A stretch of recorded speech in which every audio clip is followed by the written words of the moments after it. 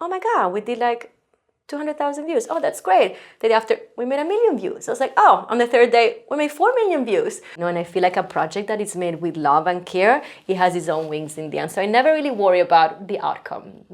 I hope for the best. But for me, it's key to just have a good experience while you're doing it.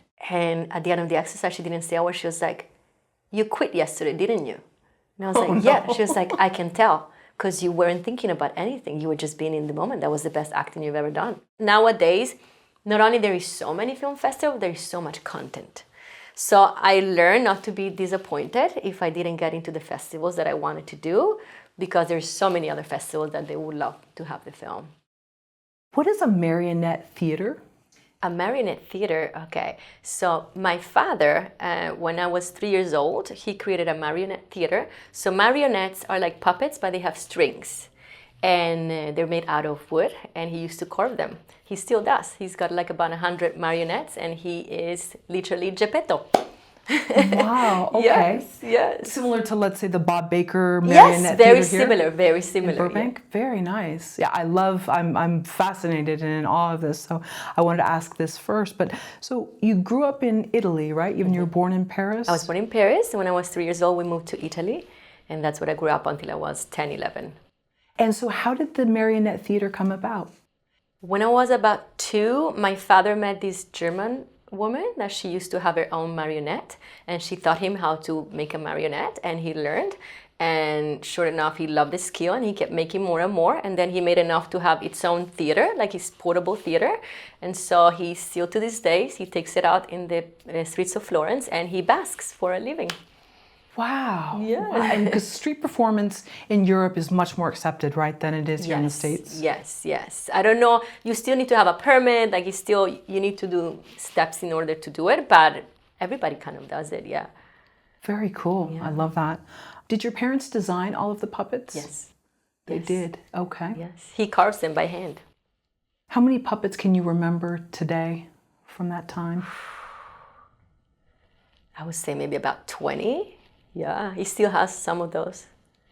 How many puppets would they use per show? About 10, depending on the show. Sometimes we have bigger shows, like I wrote a story for him about Little Riding Hood, but it's like an alternative story where the wolf is vegetarian, and then they got to save the world from the floods. And so for that, he had like, I want to say maybe about 40 puppets and like a bigger theater and more performance in order to make it work.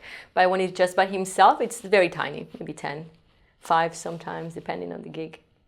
And is the audience mostly children or and their parents? Children with parents. Parents, interesting. Can you just take me through sort of the street scene of how he would set up, and is he have a specific location that he sets up? He usually packs everything in his little Fiat Panda. This is an Italian car, very popular. So he packs everything in it. He in Spanish is desmontar, to take apart. So it's like I want to say portable, kind of like a portable theater. So he puts it up, he packs it all up away, he puts it on top of his car, he puts the big bars and the big stuff, and then in his car, it's completely covered with puppets. Like even in his seat, there is puppets. He drives by himself, puts it all up, attaches his puppets, and puts music, and he goes. Usually his wife, or maybe one of his daughters, or maybe someone or a friend will come and help him out. So he has like literally 2 hands, in each hand a puppet, and another person, another 2 hands, and each hand a puppet.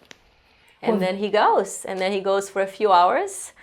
He takes a break, has a glass of wine, and then keeps going. He has fun while doing it. He loves kids. He loves, performing. So it is work, but it's also something that he really, really loves.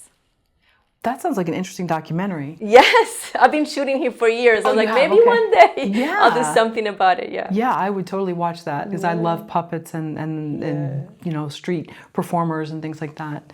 How old were you when you started performing? I think I was about, that I can remember, I must have been about 4. Yes, and he used to put strings on me and attach it. So I was playing Pinocchio. I was Pinocchio, he was Geppetto. Or I used to have like a little rabbit costume, and he used to put me inside a basket, and then he'll do like a magic trick, and I would jump out of the basket. So these are like the earliest memories I have with them. I used to perform a lot with them, with my mom and dad. What did your parents teach you about the life of an artist? Since I was little, I wouldn't say they encouraged me to be an artist, but they encouraged me to do and be whatever I wanted to do, because they were both artists, so they knew how hard it was to be an artist, and they both had to break through their families wanting them to become not wanting them to become an artist. So for them it was very important to give me that freedom that perhaps they didn't really have at that time. So I saw art as a part of living. Like I was always surrounded by art. Then they moved, my mom started to do art restoration. So that's the reason why we moved to Italy, because, in Italy there's a lot of old churches and old sculptures that need restorations. And then we moved to Italy. So then again, I was always very immersed in art. It just feels like hand in hand with life. And the life of an artist is not always an easy one. It's kind of feast or famine. Mm-hmm. Did you embrace that? Was that okay? Whatever. It was okay because both of my parents, they're very positive people. They're very happy people. So even when we were struggling, it didn't seem like it was struggling because they would make it look like fun. Like there was a time in Italy where we used to sell copies of art, like when I don't know if you ever gone to El Ponte Vecchio, it's like a very old bridge in Florence in Italy, and a lot of people just put stuff on the streets and sell them, and there was a time where we had to do that to make an income. And for me it was fun, because I got to play with the other kids, that they were like the kids of the street artists. I used to go to this ice cream place, they knew me, so they gave me free ice cream every time they saw me, because they knew I was the daughter of the performer. So for me it was fun, even in those moments, because they made it fun. It was never like, oh, we're struggling right now, we can't, I don't know, they always painted it like as life, Right. Wow, I'd love to see a narrative movie about that. Yeah.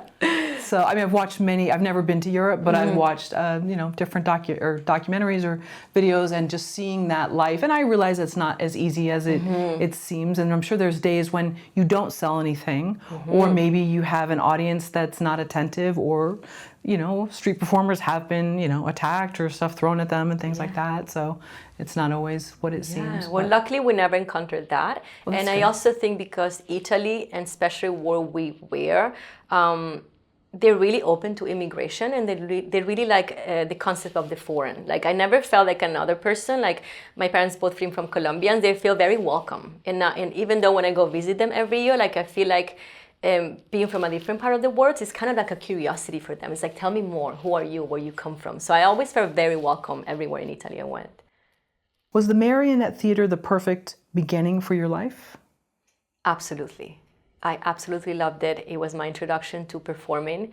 And I just had a really good time, because for me it wasn't even work, it was just having fun with other marionettes and with people. So I think this is what started my passion of storytelling and performing, just by being, with my parents and performing.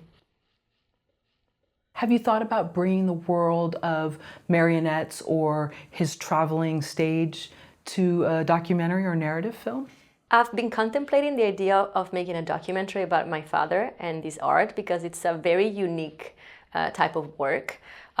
It's also more unique for him because not only he performs, but he makes his own puppet. Like each one is carved by his hand. He's got to put the strings, he's got to find the clothes, he's got to paint them. So it's such a beautiful, unique art that I'm thinking I want to be able to, to keep it in the future for his grandchildren to see what his grandfather used to do. I think it's a good idea. I'm thinking about it, how to do it. Right.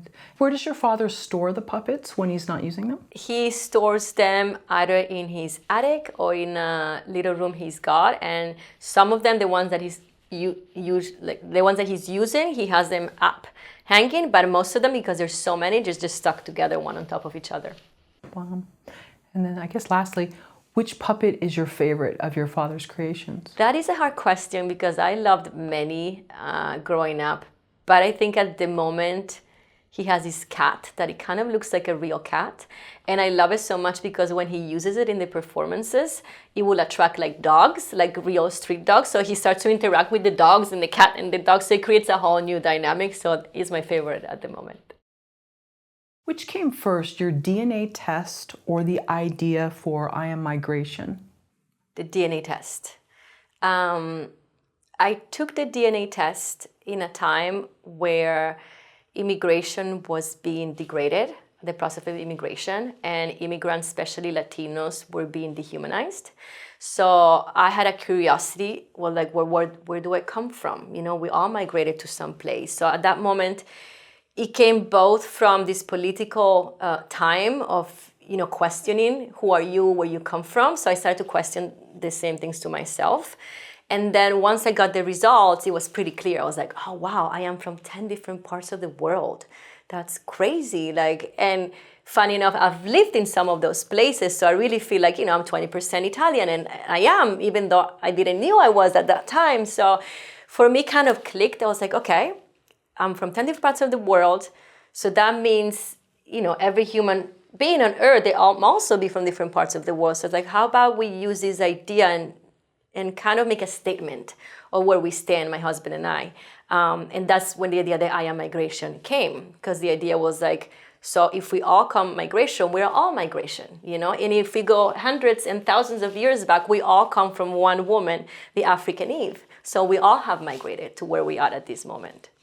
And your husband took the test as well? My husband took the test. He took it much later than I did.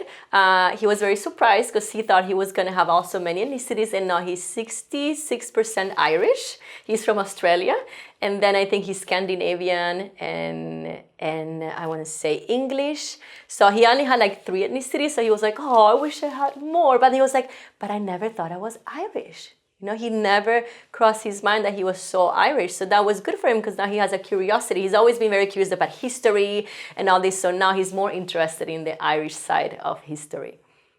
Why did you want to make the video, the short, for I Am Migration? I wanted to show that we all come from migration, and that even as different we all look or we all sound, we are a big family. We're a big human family. So that was like my message that I wanted to come across. You know, like sometimes it's very easy to judge another person by their looks or by the way they talk or by their beliefs. It's very easy. We're judgmental people. So I wanted kind of to break through that and see, like, you know, even though we might look one thing, inside we might be another thing that you never know. And if that's the case, it's okay. Like, we're all humans, and there's no such thing as like one race, because we've been so mixed, you know. So I kind of wanted to show that too. We're all a little bit part of everyone, and as again, if you go back in time, we're all siblings in a way. Right, kind of goes back to, yeah, nature versus nurture. Like, did we grow up within that culture and maybe we don't seem that way to other people that are from that culture, or some people gravitate towards cultures that aren't actually in their blood and they just feel, I don't know, there's a term for it. I don't know if it's cultural appreciation. Yes. There's some terminology for it, that they identify more with something that they might not be. Absolutely. But, why didn't you speak in the short? Why silent? I don't know. I just had this idea. I just want to show the ethnicities with a blank piece of paper. I don't know why I didn't feel like the needs for words, because I also thought that just by embracing each one of my ethnicities in the way I did, I was saying a lot, and sometimes an image, it's worth more than 1,000 words. How did you go about selecting each outfit for the That's ethnicity? what took me the most. So the actually short, we shot it in one day with an iPhone, in a backdrop by us. But the actual research, it took me about 3 months. So I started to research each one of my ethnicities and where did I come from. And then I saw, okay, so I'm from this region. Like, let's see what people from this region used to wear, you know? And so that's how it started. Like, and I actually got pieces, for example, I didn't want to, there is a very fine line between appropriation and appreciation. And it's very easy to cross it. So I didn't want to cross it. I want to have appreciation for these ethnicities, not appropriating them. So I didn't want to cross them. So I was very careful. So each ethnicity, for example, the one that I say is that I'm 29% Iberian, I bought a scarf from that place. I have pieces actually from those parts of the country. So that's what it took the most, because I had to go on Etsy, find the pieces, have them delivered. I had to study what kind of makeup they use, what kind of clothes they use. Like, I wanted to be as precise as I could be in order to show that appreciation. Yeah, no, there is a fine line between sort of a mocking and a regarding, and sometimes being from another culture, you don't realize you might be offending. Exactly. Yeah. Yeah. Very interesting. Do you remember the filming process of the short? Yes. I remember that we prep a couple of weeks before, but on the day, it was just my husband and I. He had the camera, I had prepped all the little written things, and I remember he was writing all of them. He's also highly dyslexic. I don't know why we trusted him with this. So, for example, Polynesian is misspelled. There is a Y instead of an I. But now I look back and I just laugh about it. But it was nice because it's always him and I. We work together. We did a documentary together. Every project we've done together. So we have a good team. And so we did it in a day, and he was just behind the cameras. I was in front of the cameras, and then I edited on my phone the day after. What about the hairstyles for each ethnicity? So hairstyles and makeup. I studied to be a certified makeup artist before I moved to LA years ago. So I was actually a professional makeup artist for 3 years. So I learned how to do makeup and basic hairstyles. So that came in really handy when it was just me and my husband to do it. How long did it take to come up with the idea to actually finish the short? It took about, from the moment I had the idea and took the DNA test to the moment we did it, it was about 3 months. 3 months, okay, interesting. When you decided to upload the video, did you have a specific time? Did you plan out that it would go viral? No, we didn't plan anything. We didn't think it was going to go viral. We just wanted kind of to put a message out and see how people will receive it. So I put it on my private Facebook, actually, at first. It was just my private Facebook, and it started to go viral there, just between friends, sharing it and resharing it. And then I opened the video to be public, and that's when it's like, I remember the day after we had it, was like, oh my God, we did like 200,000 views. Oh, that's great. The day after, we made 1 million views. I was like, oh, on the third day, we made 4 million views. On the fourth day, we made 10 million views. Like every day, we're just waking up and seeing this like insane amount of views. So it was a very pleasant surprise. And how was it to manage some of the comments that were coming in? I tried at the beginning not to get too personal. Luckily, I want to say that 80% were positive comments and 20% were negative comments. So I felt like I was lucky that way. And then sometimes the negativity, it will come either from people's ignorance or people not understanding the message completely. So I kind of give them like a pass. I was like, it's okay. Never felt like I was never really attacked in a way, you know, so I think that was good. But when they were negative, I was just like, okay, well, that's their opinion. Let's keep going, because the positive is much bigger than the negative. Yeah, and with the positive, did people share their own personal experiences? Yes, a lot of people shared. And when we started to give away free DNA tests for the people that would share, like people were very excited because people also started to replicate the video with my permission. So we see people going through their DNA, kind of trying to do the same thing. So it was very inspiring for many of them. Right, you have another lady on your channel that you did where she said that she didn't actually know her dad growing up. Yes. And yeah, I love that one. Kamala. Kamala is a great story. Yes, Yeah. yes. She's a really good friend of mine. And when she told me that story, I was like, oh, wow, we need to show you, because like, it's interesting because she has vitiligo, right? But since the moment I've met her, she looks like a Caucasian woman, you know? So we always thought she was Caucasian. And she told me this story. She was like, no, I'm just Latina as you are. You know, my father was Puerto Rican. When I was born, she was like, I was as brown as you were. And then as I started to grow up, I started to become white because my skin started to fade. So I was like, that's such an interesting story, so unique. You know, she almost changed races, right? And right. what that come, because she told me like, you know, I came from a very small community, Montreal in Oregon, you know, where like sometimes it could be hard to have someone who looks different than them. So when she was little, she suffered with that. But then as she grew, and I guess as she changed skins, as I say, you know, like the perception of her also changed, you know? So I love that story. What did you learn from the experience of the viral video that you could share with others if they were setting out to make a viral video? Mm-hmm.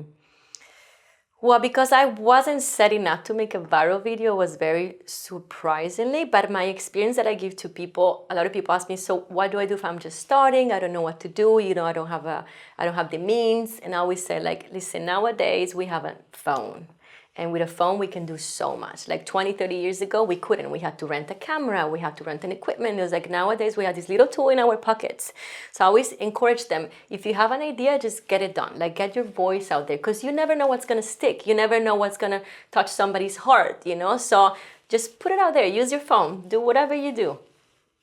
Great. Yeah, I know it's very difficult to orchestrate a viral video. I think it just has to be part timing, magic, what's in the zeitgeist. Absolutely. And I think, for example, I knew that that video went viral the most in France, and it's because they were about to have elections, and there was like this anti-migration immigration policy. So for them, they really felt it close to them. And so I was featured in Elle magazine in France and all that because it went viral there. Like, wow. I didn't plan to go viral in France, you know, with just the timing of, you know, the elections. It was just timing and luck, I guess. When you made the short video for I Am Migration, did you have any idea that you were going to make a documentary later on? No. Was that part of the plan? No? No, for me, that was it. Like I was just hoping to engage with other people and maybe make them curious about where they came from. But I never thought I was going to make a documentary. That wasn't really in the plans. We had an idea. We were very creative, my husband and I. So we thought like, oh, maybe we could do this, maybe we could do that. But there was nothing really solid. So kind of, you know, this whole whirlwind, you take the DNA test, you become inspired and emboldened. There are things you want to sort of say, and then you have this thing become viral. At what point is the documentary sort of on the table? A few months later, I want to say maybe 2 months later, we had like 4 DNA companies that reached out to me on social media, and they said, we loved your work. How can we sponsor you to do a next project? And so out of all of them, I chose one of them, My Heritage DNA, because they were giving me completely free will to do as I please, to tell the stories that I please, and they offered me 400 DNA tests for free to give to the people, plus all the funding. So I was like, these people are great. So we went with them. And so did they sponsor the RV as well? Yes. That was part of it? They sponsored the whole trip.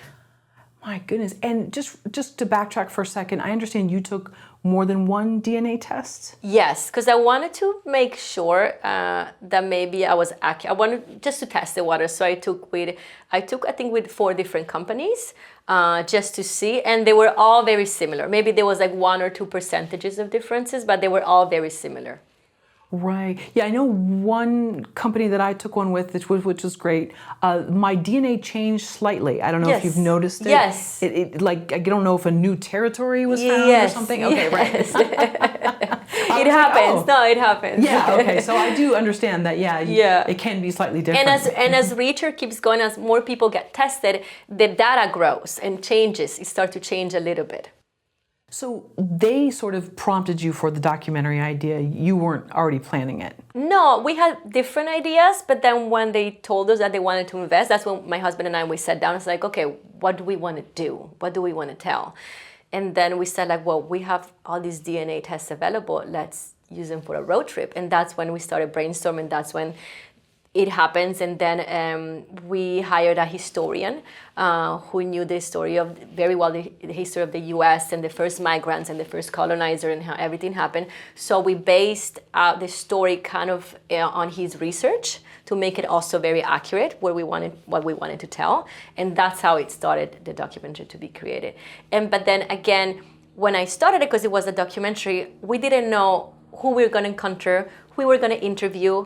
Like we try to precast beforehand, that never happened. So every person you see, it was literally us going to a restaurant, talking to a waitress, hey, do you want to have a DNA test? She was like, yeah, sure. So everything was very in the moment, like was very spontaneous. So at the end, what I had to review all the footage is when I had to start put together the story that I wanted to tell. Like I knew the route we were taking, because of the historian, he has helped us shape the route. But then the actual story, how I'm narrating the documentary, that had to be done after we shot the whole thing. Okay. And now you started out in which state and little town? We started in New Jersey, in Paterson, New Jersey. And we were very surprised because it's a very mixed town. Like you see so many different cultures living together. So that for me was a pleasant surprise. And that's where we found all the people that we have in the documentary. We're just like spending a couple of days here and there and stopping at a bakery where we met Mark, and just meeting people on the street. Wow, so you kind of knew that's where we'll start, and so you drove from LA to Paterson, New Jersey? No, so we drove to New York. Oh, okay. Mm-hmm. And then, let me think about it.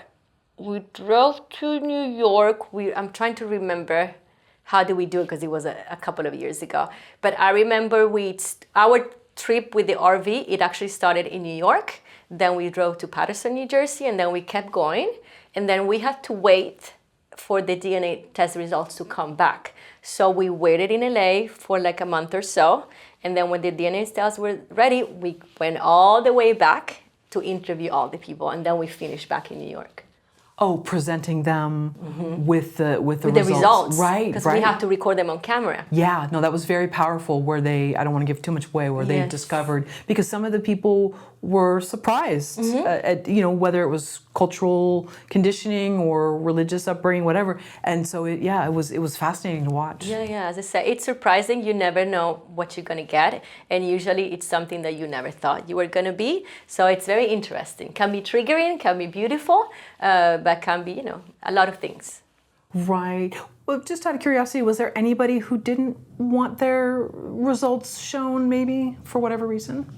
No, the people who didn't want their DNA to be taken, they would just say no. I'd be like, hey, can I? They're like, no. So those people were just like out of the box right away. They were like, no, we're not interested. But everybody else who agreed, they were very curious to see what were the results. Yeah. The two sisters were great as well. Yes. Yeah, everybody was. I love the mix of people that you got. I thought it was a good, group.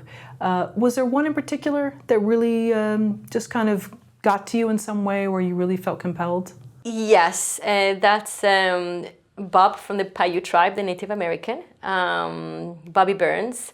I found him at a gas station. We were just putting gas in the RV, and I stopped and I saw there was a group of Native Americans having lunch, and I was like, maybe I should approach him. So my husband was like, I'm not gonna go, because what we learned is that depending on which state we were, like for example, if, as I want to call it, if we were like in a cowboy town, if I were go myself and introduce myself, they would like kind of disregard it. But my husband, he's tall, he wears a cowboy hat, he's Caucasian, so he would have an easier access. And the opposite way, like if I saw someone who was more Latino or more, that looked more like me, I had an easier access. So we kind of like divided our to go. Then when I saw Bobby, my husband was like, you gotta go. I was like, I got it. So I went and I saw him and I just asked him like, hey, Bobby, can I interview you? Do you want to do a DNA test? And at first he was like, what is this all about? He wasn't really convinced. And then when I told him what I was doing, he agreed and he did it. And to me, that's one of the most powerful interviews that we saw. Not only because we end up discovering that he is 100% American. By that, I mean he's from South America, Central America, North America. Like he's from all over. So that was a beautiful gift. But also to see his reactions, his ideas, his thinking, how, because he changes. Like once you know a part of yourself, something changes in you. So it was beautiful to see that change in him. I love how you say we own, like, I am what I am. Can you talk about what is that? Like, how is owning that? What does that mean? It's interesting because for me, I call myself a gypsy of the world because I was born in a country, raised in another country as a kid. Then as a teenager, I moved to Colombia. Then I moved to the States, then Canada.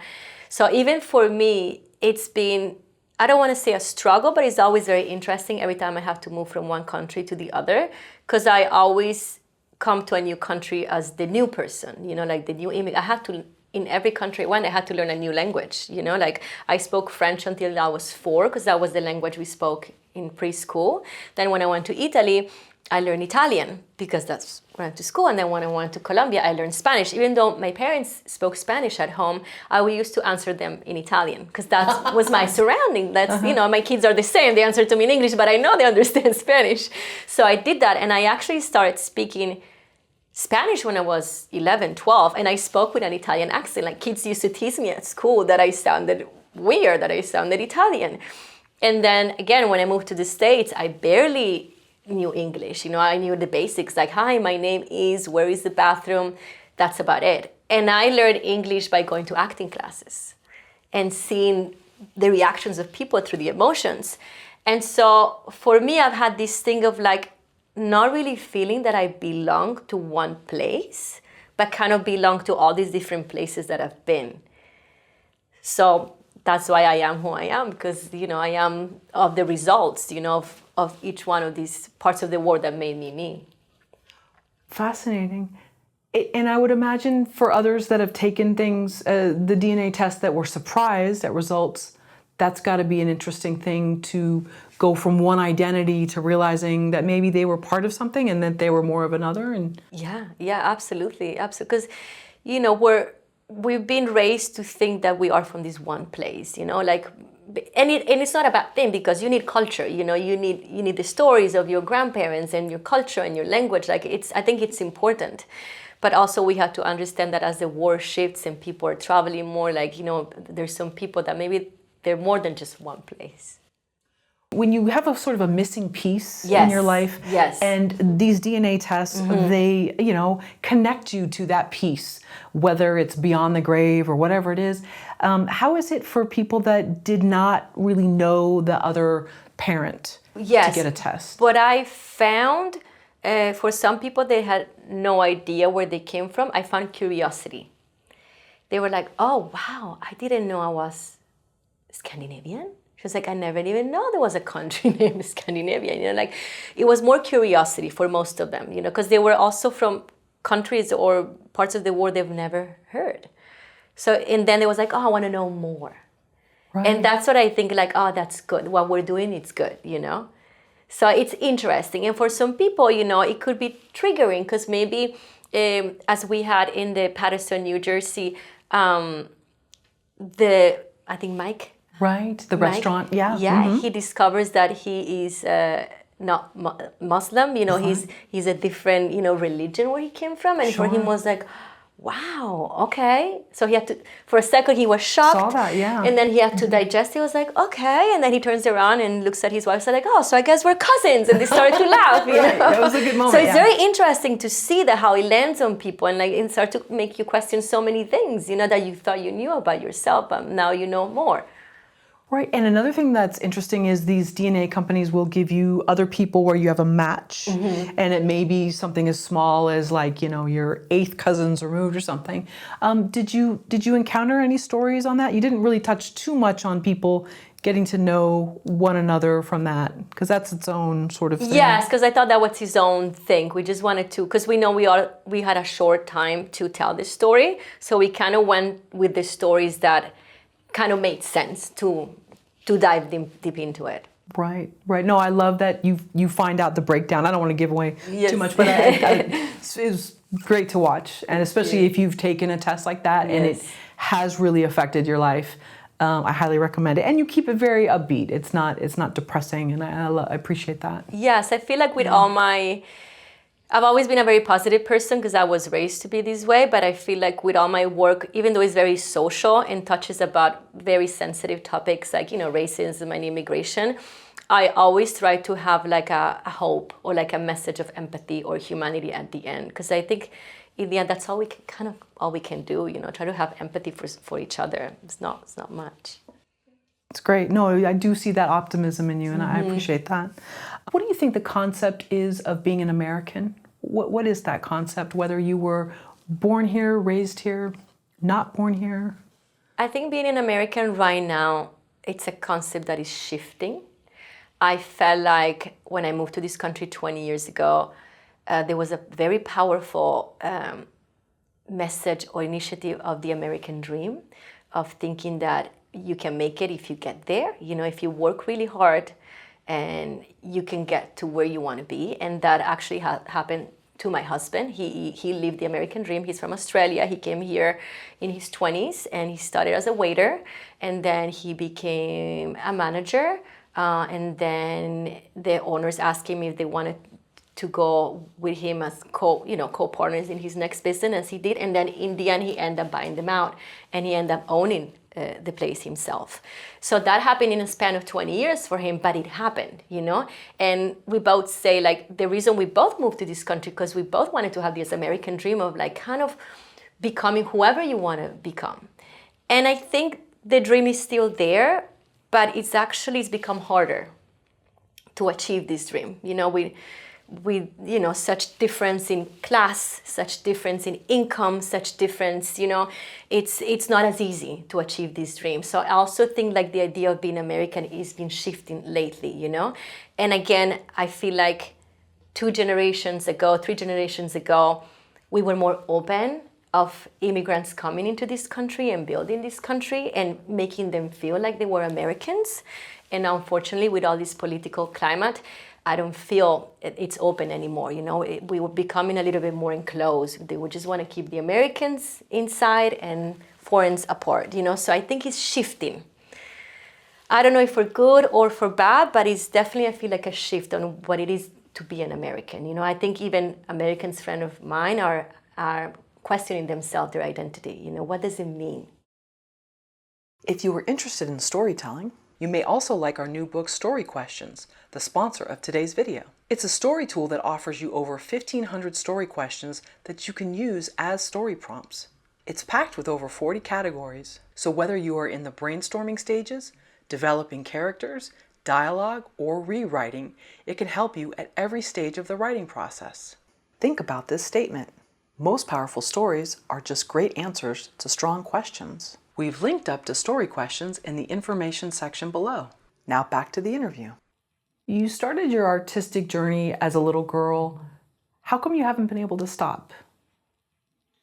I think the storyteller in me is so strong. And again, I feel like, having lived in different parts of the world and having experienced different cultures, I have this urge to tell stories of what I've lived, of what I've seen. So most of the stories that I tell, I would say they're based in real life, because, like, I feel like sometimes when you try to write an epic fiction or an epic novel, sometimes compared to something that happens to a real person, it's harder. I think it's harder to write fiction that actually tell stories. Like, I have so many stories from my father's side and from my mother's side when they were young, crazy stories. I'm like, oh my God, I could make 10 movies just by listening to you guys, So I feel like just having lived the life that I've had and having experienced different cultures and people, it's just what pushes me to keep wanting to tell stories. And that might be being an actress or a writer or a director, or I don't know, I feel like I have many forms of expression. So yeah, I think it's just in my DNA again. You mentioned in a written interview that you found your purpose by trial and error. Mm-hmm. Can we talk about that? Yes. I remember when I moved to New York, I always knew that I wanted to be an actress. I started acting in Colombia in a TV show, and then I moved to New York because I wanted to continue studying acting, and I wanted to I wanted to know what method acting was and all this. So I went in that path, and then for many years, it's hard to find work as a full-time actor. Like, every actor, we have this joke in New York. It was like, oh yeah, I'm an actor. Oh, which restaurant do you work at? Like, every actor kind of needs to have a side job. So when I was in New York, I was like, okay, what do I like to do besides acting? And I started to think, okay, well, I'm good artistically because my parents are both artists. So I started to take silk screening classes. And I learned how to print and design my own t-shirts, pillows. I did a whole batch. And, I sold some of them. I give most away to my friends.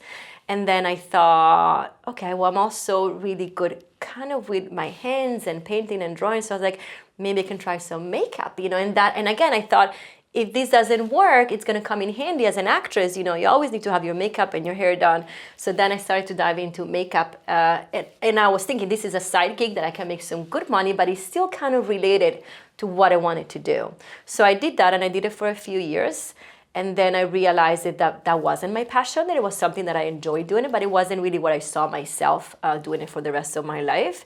And so then I think I started to do, okay, let's let's be the owners of my own content. Like, let's really dive into this writing and let's try to make something out of it. And that's how when I decided, okay, definitely storytelling and definitely filmmaking is my path now.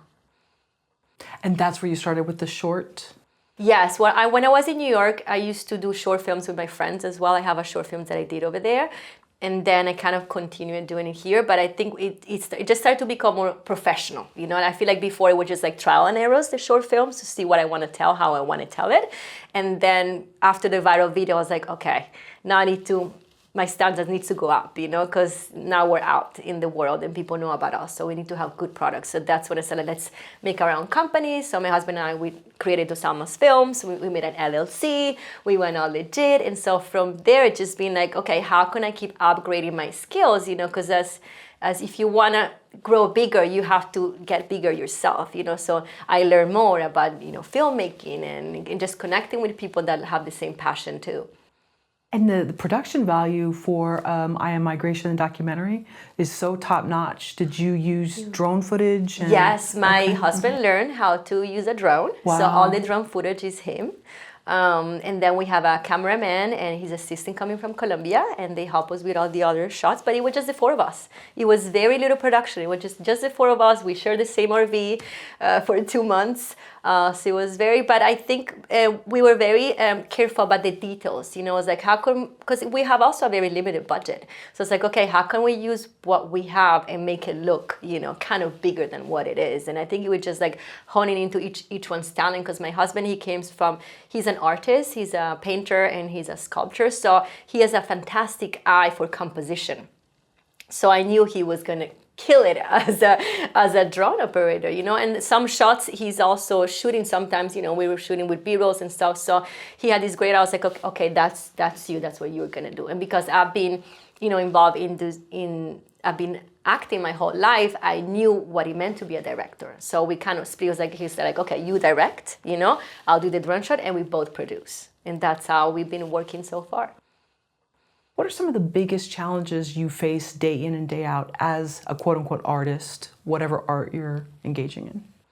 Finding funds to make what you love. Because most of Abrazo, my short film, it was made out of my savings. I Am Migration, luckily we had some money funded. So it's like finding the means. And sometimes you have kind of like to trust the process, and you got to get stuff done. That's the point, right? You got to find the means. I know it's hard at the beginning, and that's the challenge. And hopefully someone is going to see your process and be like, oh, I love what you did, like with the viral video. How can we help you fund your next project? And I think that's the struggle, and also not giving up, because I know as an actress, so many times you're like, oh, I'm not getting auditions, I'm not getting this. Maybe I should do something else, which is fine, but like just stay in. It's hard. It's really hard as an artist, because, you know, we're still trying to find a way to make means, you know, we're still trying to get to that spot, you know. It's hard, but you just kind of got to keep being constant and don't lose hope. Is there the art that you do for yourself and then the art that you know will sell and you do it for that reason? No, I've always done my art for myself and hoping that if someone likes it, it will sell. So I'm not at that point yet. But of course, I would love, you know, to make a better income. So maybe I have to start to think about ideas more commercial and not as social. But I feel like art, as I said, it's been so much part of my life that it kind of like defines me. So many times, even as an actor, I've said no to many projects because they weren't really aligned with myself or the stories that I want to tell. So I've been very picky, always choosing where I want to go, because I kind of want to be aligned to who I am. With your short film, Abrazo, was that out of, I need to be doing something, and if I'm not getting cast for something, yes, I need to tell this story? It was both. It was, I need to do something. I said it was two reasons, one emotional and one social. Emotionally, because when I was pregnant with my first child, Alma, I did a docu-series dedicated for her when I was pregnant, like tells the pregnancy during the pandemic. So then when I was pregnant with Asu, I was like, I got to do something for him too. Otherwise, when he's older, he's going to be like, hey, mom, how come Alma has this whole docu-series and I have nothing? So it was emotionally kind of out of guilt too. I was like, I need to do something. And the second, it was like socially, because I'm an immigrant myself, and I've been seeing the mistreat and the dehumanization of immigrants. So I was like, I gotta do something to kind of counterpart this, kind of to humanize immigration and being an immigrant in this country. So I say it's been born from both guilt and social activism. I think you've said here, with time I've learned that the best projects are the ones that come from your heart and personal experiences. Can we talk more about that? Yes, I'm all about the process and not the result. I've always been like that. I think maybe it comes from being with my mom and my dad in the puppet theater, because when you're doing street life performance, so many things can go wrong, and it's not about the result, but it's more how do you overcome these obstacles and just having fun. So I was raised with these beliefs, and I feel like with filmmaking, there is so many ways to have a great time, but you can also have a terrible time if, I've had directors that were very hard. I have directors that made me cry. I've had different experiences. So with my work, I wanted to have fun while doing it. And that's what I thrive to. So now every time I do a project, I always try to involve friends or people that I know that they would love to be part of the project. So I always start with my friends. I was like, okay, who out of my friends would love to be in this project and what can they contribute? And then with Abrazo, we did that. I think 80% of the people were friends of mine that have worked already with them. And then 20% we casted, or we look for other people who could work. So I'm all about having a good time on set. And I think like that, magically somehow it always ends up representing in the end, and I feel like a project that is made with love and care, it has its own wings in the end. So I never really worry about the outcome. I hope for the best, but for me it's key to just have a good experience while you're doing it. I love that. It has its own wings in the end. That's a great metaphor for I Am Migration, the short that went viral, because so many people plan to make something viral and it doesn't happen. Exactly. And so you put it out there. Yeah, just put your heart. I feel like all my projects that have been the most successful is the one I put all my heart in it. I know you say you're an optimist. Mm-hmm. Can you talk about how your heart has led you to projects? Yes, I can tell you this. When we shot Abrazo, for example, my first assistant director, who was my co-writer in the movie, he was going to come from Puerto Rico and be the assistant director. And unfortunately, he couldn't come because he was finishing his feature film. So at that moment, I was a little bit upset. I was like, oh no, I really want to work with him. So I called a friend of mine who is a Colombian actor here in Hollywood and asked him, hey, listen, I need a first AD.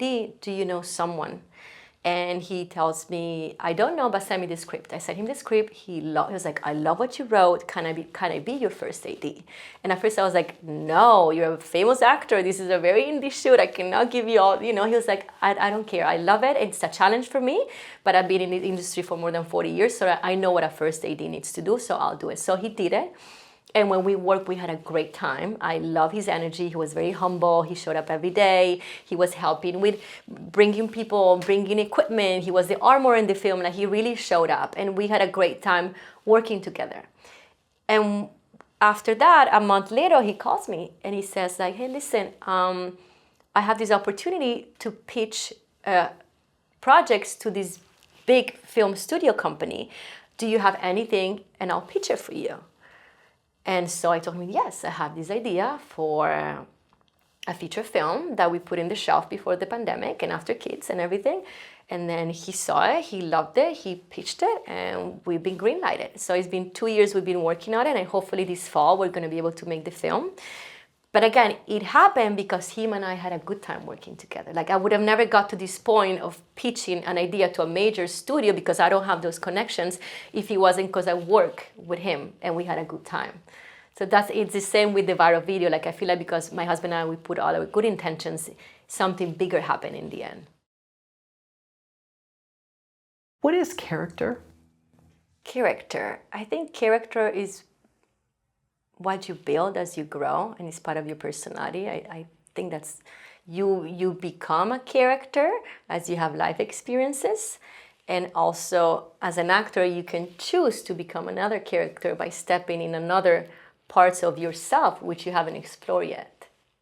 Right, because we have so many parts, whether they're hidden or we wear sort of a mask in public. Absolutely. Right? And like we're never the same person. Like you're never the same person, you know, with your parents or with your husband or with, you know, at an interview. Like you have so many different layers of yourself. So I think character is building those layers. As an actor, how do you determine whether a character has complexity? On the script. It's all about the script. If it's a good script writing, I can spot it right away. And if it's just like a sloppy screenwriter, that's the character that I'm not as interested in playing. Okay, so if you did have a quote sloppy screenwriter, is there a way you can, you know, if the director allows you, can you shape the character a little more? Can you form it as if you were a sculptor? It depends on the character, it depends on the writer and the director, because I know, for example, many writers, they don't want the script to be changed at all, and some other writers, they don't mind, and some directors, they're the same. Some directors, they just want you to do the scene exactly the way they thought, and some directors, they want to collaborate, they want to hear your thoughts. So it depends on the person. Right, right. And so do you ever, is that something where, since you seem like you're very intuitive, you can sense that, you know what, I can maybe, over here, is it all right if I do it this way? Or whereas other ones you know probably don't bring it up? You kind of know right away when you start, because usually you have a first reading of the script with the director and you read the script and he would ask you for notes or not. So that's when you can spot it. It was like, okay, if he's asking questions, what do you think about your character? Do you think this scene makes sense? And then you say yes or no, and that's, you understand, oh, okay, this is a director, he wants to collaborate, you know. But if they're very, you know, they're more square in a way, then there's not much you can do. Right, and you have to just kind of go with it, even if maybe the writing is vague or yes, you know, sloppy, as you said. As someone who's writing and directing their own projects, how has your view of character changed? I've found that I've become more interested in characters that they already exist and they have fantastic stories to tell. For example, I want to do a short film in Italy next. And this is based off my father's best friend who lives in Italy, who told me a story that happened to him. And I was like, this is fantastic. This is a movie. We have to put it on screen. So again, I feel like meeting so many people from different parts of the world, different cultures, I have so much curiosity for them, you know, how do you react to a situation, you know, because the way an Italian reacts is not the same an American or a Colombian reacts, so that fascinates me. Sure, sure. Yeah, and plus too, growing up around these marionettes in the theater, you know, it's an inanimate object that's coming to life. Yes. And so you probably, and I know you were sort of your own puppet, and yes, like you said, yes. which is so great. But, you know, giving each one of these wooden dolls or whatever they're made out of life and mannerisms. Absolutely, and I remember that because I had my first sister when I was 17 after my father remarried. So my first sister, my second one, they live in Italy. So I didn't grow up with siblings, but I grew up with many marionettes. So my father and my mother used to like, these are your siblings, you know? And that's kind of the relationship that I had. They were part of me, part of my growing up. Wow, that's so cool. I would love to see a movie about that, yeah. As an actor, do you always have a goal or an objective in every scene? You should, yes, absolutely. That's one of the first things that they teach us. Like you should know where you come from and where you're going and what do you want. Because usually when you're in a movie, even in real life, there is always a wanting for more or for something. You have an objective. So you have to be clear what you want in a scene. And I think once that is clear, that's where the performances are great because you know where you're going. Instead, if you don't know who you are, where you come from, where you're going, then you're going to struggle as an actor.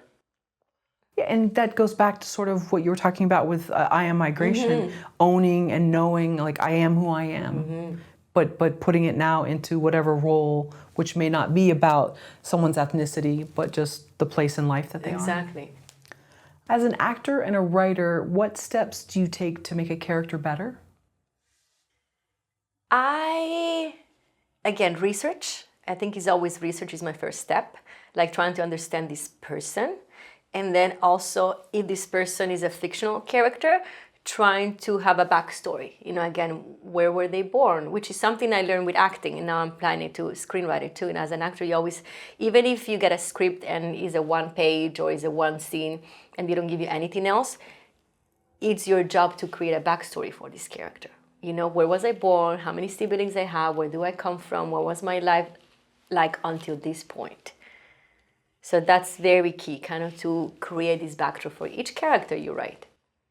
And when you're asked to play a character where the script's already there, do you come up with your own sort of mini bio? Maybe you don't even tell the director. Yeah, I usually ask the director first. I was like, okay, where do you think this character is from? Like, what do you think? Like, I ask the director first, so he can give me an idea of a base.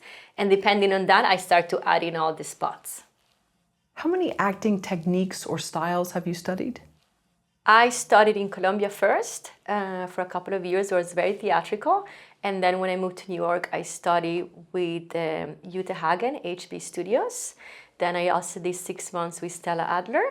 And then when I moved to Montreal, I did Meisner technique, which it's been my favorite so far, because Meisner is all about the other person who you're acting. So you really have to listen to the other person. It's not about you. And I think that's what I love Meisner so much, because it's unless you're doing a monologue, but if not, it's a collaboration. And I think that's it. I'm all about collaboration. So I think Meisner has been my favorite. They all come from method acting. And then after that, I studied with Stephanie Feury, which she has a method acting studio in LA, which I always love. So I think method acting, I've always been drawn to it. There is different levels of methods, so I'm not that person who is all the time that Kara goes on set, please don't talk to me and call me by, no. Like, I know I'm a method actress. When I'm in the scene, as soon as they say cut, I can go back and be myself. And I think for me, it's the healthiest way to approach acting. Do you stay in acting classes even when you're not going on auditions? Yes, I do. I try, and now with 2 kids it's a little bit harder, but before, when I wasn't working, I always go back to the acting studio, yes. What technique works best for you?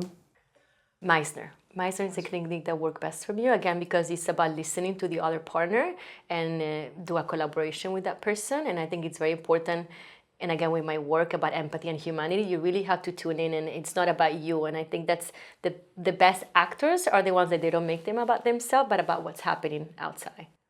And is that where you're sort of facing someone doing these techniques where you're like saying a word? You repeat it over and over. That comes Yes, to you. Okay, exactly. right. That's Meisner. So the technique is like you repeat so much that word loses its meaning and it becomes something else. Because usually in acting, it's not about the text, but about the subtext that you're talking about.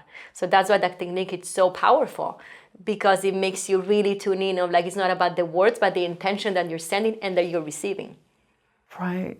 Interesting. The little inflections or what's not even being said. Exactly. Right. Interesting. With the Meisner technique, how quickly can you apply that? If that makes sense. You can do it. Well, it depends.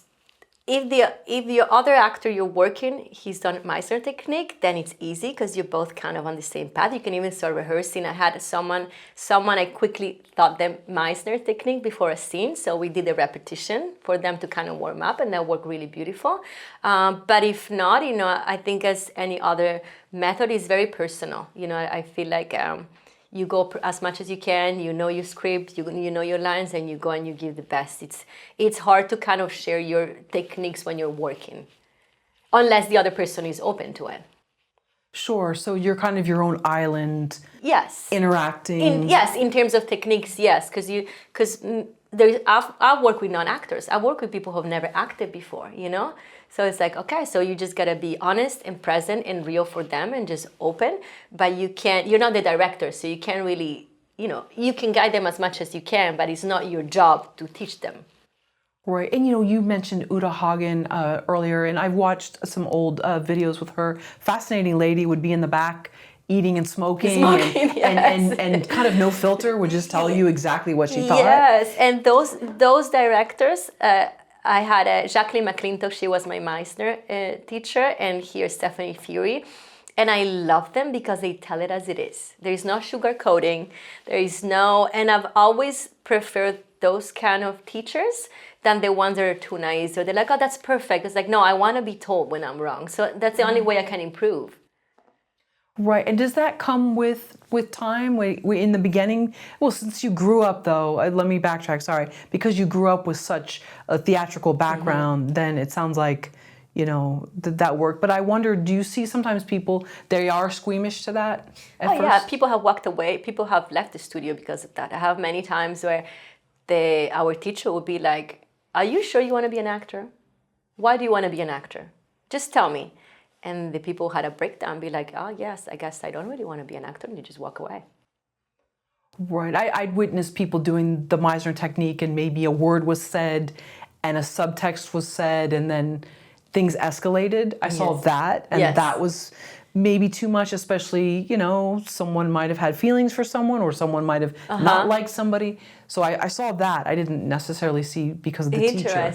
But yeah, that was a lot to watch as well. No, Meisner, it's very powerful. It's very frustrating because the first months, it takes a while to get to that point where you're so yourself that you don't care about anything else, and that's a good performer when you don't think about what other people are thinking about you. It takes to hone that technique, it takes months. And like even me after years, sometimes I would struggle, And I remember I had this Meisner technique in Palma de Mallorca with my teacher, and we were there for a month.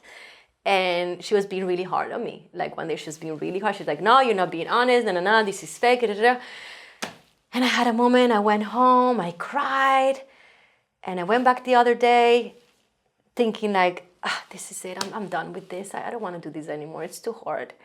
And I went back the other day and did an exercise. And at the end of the exercise, she didn't say a word. She was like, you quit yesterday, didn't you? And I was like, yeah. She was like, I can tell, because you weren't thinking about anything. You were just being in the moment. That was the best acting you've ever done. Wow. And this was in front of the class? Yes. Oh, wow. Interesting. Yes. Yeah, I guess it kind of takes that in some sense to, really own again the performance, owning who you are and then owning the performance. Exactly, yeah.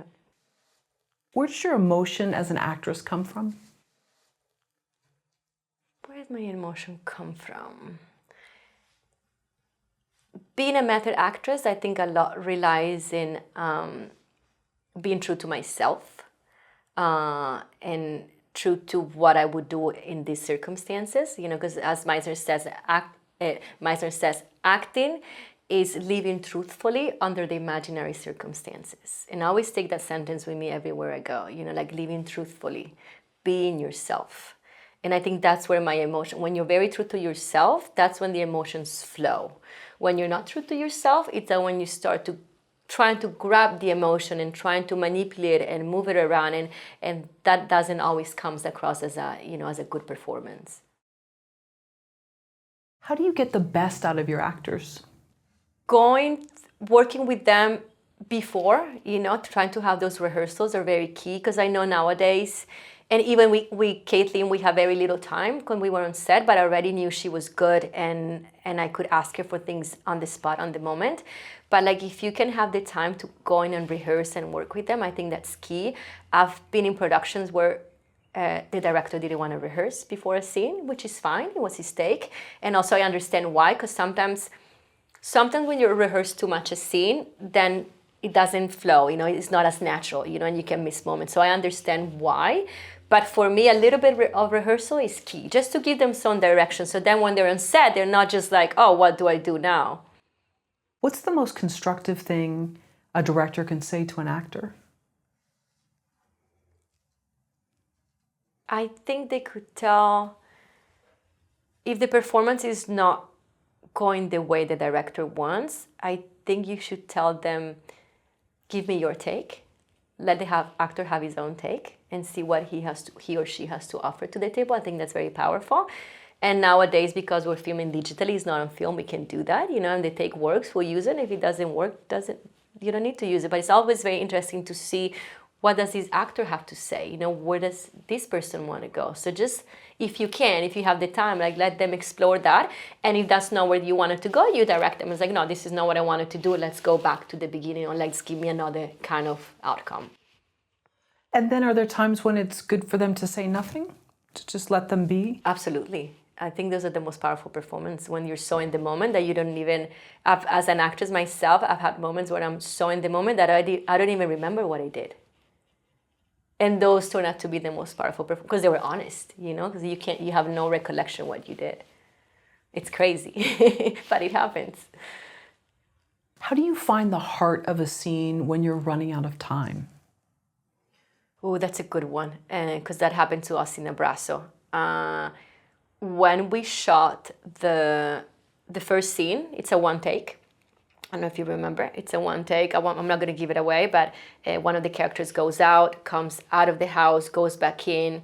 It's a whole one take, and we were doing it. It had to be when the sun was setting because that was the lighting that we needed. So I think we only did it 2 or 3 times because we had that rush moment to get in it. But luckily, because we had already practiced with her in advance, everything kind of worked. And in the end, there was one take that we could use. So again, rehearsing and practicing is, for me, it's important. Yeah, that was beautiful. And the wind and just different parts of the film that showed kind of who she was. And again, for example, in that scene, she wasn't supposed to swear, and it just came so natural for her. And it was so good. I was like, yes.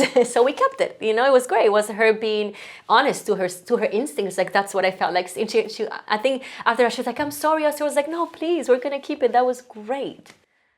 What's the most challenging scene you've had to direct, and how did you get through it? I want to say the most challenging was when I did my first short film in New York, because we had 2 little girls. And they were like, I want to say 5 and 8 years old. And so I remember at the end of the day, one was very tired and she was cranky. She didn't want to do this scene. So it's like, I was like, okay, like this is a whole different world to work with kids, you know, which I had already been worn, like kids and animals, you know, it's hard, you know, it's a different thing. But I learned, you know, you just got to be patient with them, you know, because they have their moments and then she's not out of it. We just play with her for like 5 minutes, kind of make her like forget about the whole thing, and then we got her back on set, and I was like, okay, now we're gonna do it, you know, and like, so you just gotta, at that moment was more patience and understanding that you're not talking with an adult actor that knows what they're doing, but it's a kid, you know, and the kid maybe wants to play, or the kid maybe is hungry, or maybe doesn't feel like doing the scene anymore, so just patience. What do you expect out of the actors that you work with? To be kind, to be compelling, and to be true to themselves, but most important, to have a good time on set, you know, to just be, that's the way I was raised, and that's, you know, I always try to be that person on set, just to be open, you know, to be in an environment with a lot of people and just to be present. And without getting too negative, but I'll kind of go there, you know, especially here in LA, sometimes there's a confusion between being kind and being either weak or fake. How do you balance that? I think in LA, and in general in the States, you know, we have this idea of success, right? And that in order to be successful, you need to be this person, you need to have a house, you need to have this kind of car, you need to, and it's a very capitalistic idea that comes, you know, with living in America, and, you know, it's a capitalistic country. And I think sometimes we forget that what's the meaning of success, you know, and like for me, after having 2 children, and I always say, for me, a success is being the mother to them. You know, they're my biggest project right now at the moment, you know, and I could tell Jamie, like, if something happened that I don't get to be a filmmaker, I'm just so happy being their parent, you know, it's like, and this is, I think, and again, with the whole thing of being a full-time parent and having pressure from society, be like, oh, you need to be working, it's like, no, you know, because that's an idea that people have of success, you know, that's an idea that have been thought to people as like, and sometimes your idea of happiness and your idea of success is not other people's idea. Right, and being a kind person and an optimist, do you ever bump up against someone that maybe is a little more hardened and you have to show them that you're still strong, but you can still be kind and strong at the same time? Yes, and I think I want to say that my husband is a realist. I would say he's a realist, and I'm an optimist. And I think that's what we match so well, because he keeps me grounded and I give him dreams, you know. And I think that happens, you know, with many people. And I feel like for us, it's good. It works. It really works. What's your process for working with actors and directing them? casting is very important. When I did that for Abrazo, I remember we casted about 10 different women, and we knew was Caitlin because she was so easygoing and honest in her audition, and it's just very easy to work with her. And I was like, oh, she's perfect because one, she's already knows what to do. She already knows the character. She understood the character, so I don't have to direct her much. And as a director who's also on camera with her, that's what you want. You want someone that you don't have to really to do much because you already have it. So that's casting. I think is the most important process to see the other person, to see how they work, and then to be like, okay, you need very little direction. You're perfect for the role. Yeah, after I watched it, I went and looked her up because I was taken away with her performance. Oh, so. she's amazing. Yeah, and yeah, we'll leave it at that because you want to dislike her, but there's a likable. No, and when you meet her, she's so lovely. Mm-hmm. Like I remember, she was so warm and very inspired by the script in the audition, and it was Erica and myself casting, and she was so nice. You know, she's an actress. She was like, "Oh, you're an actress yourself." And the moment she left, Erica and I looked at each other. Was like, "She's the one." She's like, "Yes." Yeah. And talent, yes, talent was a big part, but also just being so nice and available. I was like, "Oh, I want to work with people like that." Right, but she went to places that you needed her to. Mm-hmm. We'll just leave it at that. Yes. And so she had those layers to her, Yes. which was she's incredible. it made me look her up and be like, oh wow, she's interesting. I like her. When did you start submitting Abrazo to film festivals? So we shot Abrazo in January 2023. We wanted to send it to Cannes Film Festival, and I think the deadline was April. So we had a few months to turn it around, and we did that, and it was ready. And so since April 2023 until I want to say last month, we've been touring with festivals. We started submitted, And what does abrazo mean in Espanol? Embrace. Embrace. Hug. Okay. A hug. Okay. And how long did it take you to come up with that title? Did you always see it as that?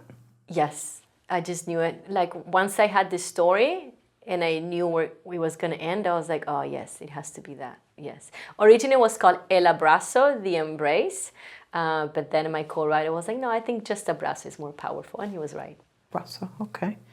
And the Z is sort of like an S. It's like more silent. Yes, in Spanish, the Z sounds like an S. Okay. Okay, beautiful. How many film festivals? I think you told me a little bit. We'll just repeat it. I think we've gone to about 35 film festivals. And do you go to each one? Or? No, I go to the ones that I can. Like all the ones that they were in LA, in the X, in the Film Fest, I went to those. And then I was in Italy when we got selected to Carles. I was able to go to one in Italy as well. So I try to go as many as I can, but depending on budget and location and all that. Can you talk a little bit about your film festival strategy? What's your vision? Where do you want to apply to? Do you make plans to? I usually start, you want to get the A festivals, which are the biggest one. There are Toronto, Cannes, Berlin. I've been to Berlin with a film as an actress myself. So I was like, oh, I want to go there again. So you start for the A list. And then when that doesn't happen, you go B and C and D. So just like, and again, I believe someone told me that it's a 5% rate. I was told once that like, if you apply to 100 film festivals, you're going to get into 5. And I realized that was true. It's really, nowadays, not only there is so many film festivals, there is so much content. So I learned not to be disappointed if I didn't get into the festivals that I wanted to do, because there's so many other festivals that they would love to have the film. And forgive me, how long is Abrazo? 16 minutes, 40 seconds. And is that considered too long, or is that okay? Yes. So, for example, for Cannes, it has to be 15 minutes and under. And I believe for most film festivals, they want like a 15-minute short. Like that's kind of like the standard. So I did 2 versions. I did one for Cannes and one, that's the version that you guys can see. So I only tailored one for Cannes. And I didn't really like the cut because it didn't feel like it was flowing, it was way much short. Like I like the spaces we have in Abrazo. I like that we have time to breathe and kind of to digest, because it's a short story, but it's so much thing happening and so many topics we're talking about, immigration, pregnancy, motherhood. So it's a lot. So I wanted to have these moments of silence to be powerful. So in the end, that's why we end up about 17 minutes. Yeah, I love that. And I love you use the use of pictures to also paint the character, who that character is. Exactly, yes. And yeah, I think it's very powerful. Do you submit a private link for every film festival you enter? So I go to Film Freeway, which is a big platform. So Yeah. you just put your film in there and then people just take it from there. Right. That's been my main.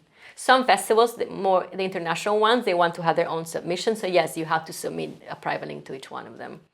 How do you know, though, that they've actually watched it? Because they'll tell you if they want the film or not. You can tell which ones they're just doing it for the money, you know, and the other ones that they're doing because they believe in the art. But some, they just want you to submit a fee, you know. And then when you go to the actual festival, it's like, I don't want to say fake, but you can tell that it's not like a real thing. It happens, definitely. Well, yeah, and it's like, because I've thought about that. What are you paying for? Even if you don't get the laurels and you don't win, you're paying for an experience and to see the film up there. And if you can invite people to go, and there is a rush you get from seeing your work up on the big screen. Absolutely. And listening to the audience gasping or super quiet in a situation. And so even if you don't win anything and it's, no, that's a win. Just to have it play on the big screen is a big Right. win. I remember being in Italy when we saw Abrazo for the first time and seeing people's reaction. It was such a different reaction than in the States. And it was so, you know, it was different. It was beautiful. I was like, oh, that's so nice that you get to sit with other people. And at the end, they have so many questions, you know, because like they don't know Italy also has their own immigration problems, but they didn't know about the immigration problems. Maybe they heard on the news, but like when you show them the film, like, oh, wow, we didn't know this happened. And they have so many questions. Interesting. Yeah, and so when you showed it in the States, did people have very specific questions that were much different? I mean, yes, I feel like in the States, the questions, you know, were related to the characters and all that and the story. But more in Europe, it was like, oh, we didn't know this is happening. You know, it's like, oh, we didn't know there is people living like this and doing this. what did you learn about film festivals after screening Abrazo and submitting it? I learned many things. One, as you said before, don't be disappointed if your movie doesn't make it to a film festival, because sometimes it's not. I had film festival telling me, listen, we love Abrazo. Unfortunately, it doesn't fit with the theme we have this year for the panels and for everything, but we would love to see your work in the next time. So I've learned that sometimes it's not about the quality of your work, but whatever agenda the film festival has. So that's one of the things, like, don't be disappointed, because it's sometimes even about acting and auditioning. Like sometimes you're not chosen, not because of your talent, but because you didn't fit quite the role or the vision that the director had. So I learned that.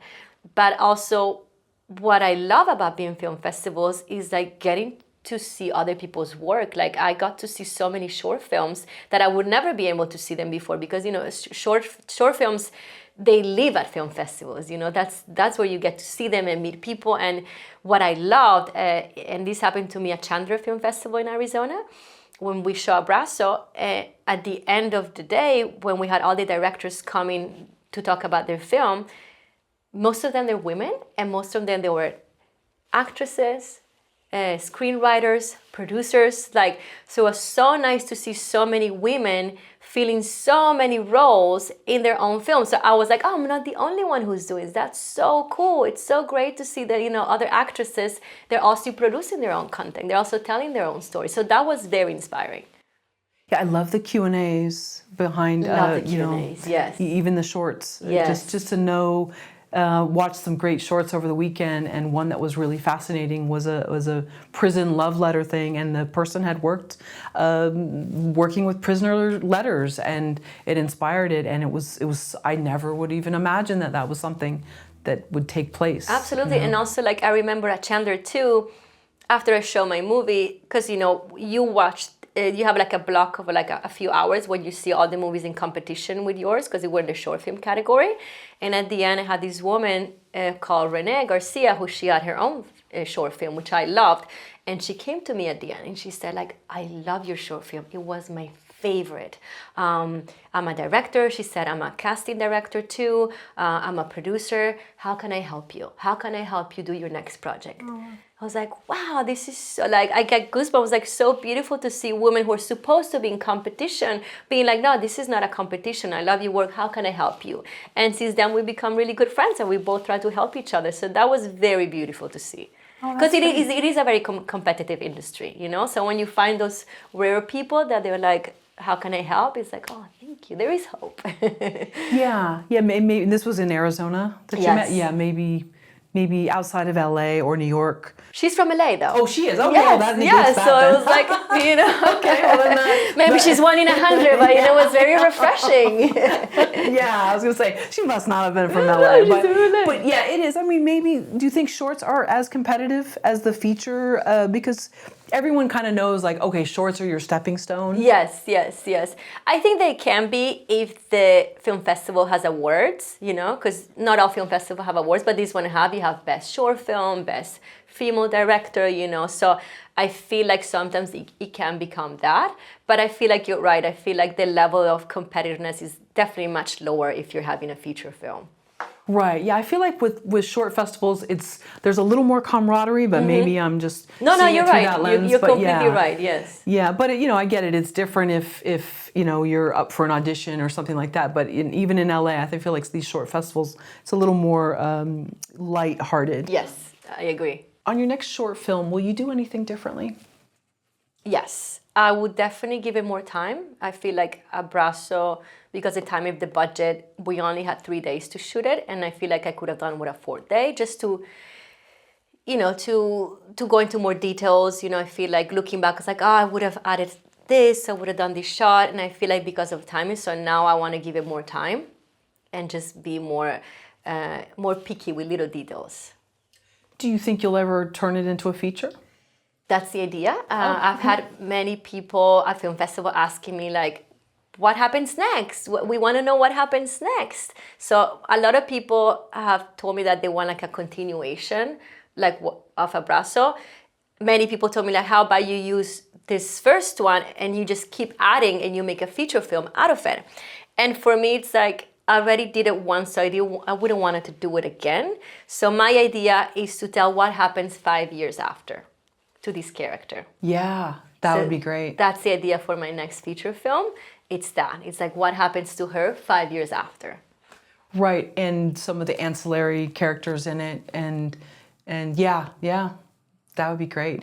Just out of curiosity, did you stay at the location with your crew? Yes, I did. Oh, you did? Okay, yes. So it was the set, but also lodging. Yes, we stayed there. We give some people, we give them hotels. Like what I did is like my homies, they stayed there in an RV. You know, we had like 2 little campers, so they stayed there. And then the people that I had work more, I don't want to say professional, but people that, you know, I wasn't that comfortable with, we put them in an hotel. Oh, okay, right. And this is in the high desert? Yes. It's a beautiful location, and I felt like it did embody the main character. Yes. A lot. Yeah, the location was great. And even like, as you said, the sounds, the wind, you know, was a constant element there. Right. It kind of represented who this person was too.